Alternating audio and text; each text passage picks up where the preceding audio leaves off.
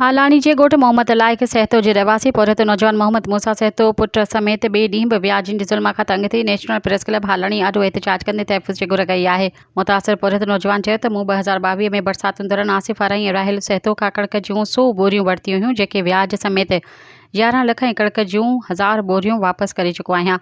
व्याजी आसिफ आरई ऐं राहिल सहतो मूं ॾांहुं 11 लख रुपया अञा कर्ज़ कढी बीठा आहिनि। हुन चयो त कल्ह व्याजिन मुंहिंजे घर वारी माल जे वाढ़े ते 6 खां वधीक 6 हथियारबंदनि वठी हिरासा कयो आहे ऐं कर्ज़ ॾियण लाइ चयो। इनकार करण ते मूं समेत पुटनि ऐं भाइरनि खे घर नतीजा भोगण ऐं केस दाख़िल करण जी धमकी ॾिनियूं आहिनि।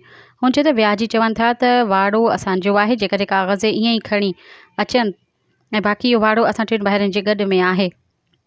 खातो असांजे पीउ जे नाले ते आहे। मूं समेत पुटनि ऐं भाइरनि खे कुझु बि थियो त हुनजा ज़िम्मेवार मथे ॼाणायल व्याजी हूंदा। हुन IG सिंध, DIG शहीद बेनज़ीराबाद ऐं SSP नौशब फिरोज़ खां मुतालबो कंदे घुर कई त व्याजिन जे ज़ुल्मनि खां निजात ॾियारे इंसाफ़ कयो वञे। सब्सक्राइब कयो अवामी न्यूज़ HD खे ऐं ताज़ा तरीन ख़बरुनि लाइ ॾिसंदा रहो अवामी न्यूज़ HD।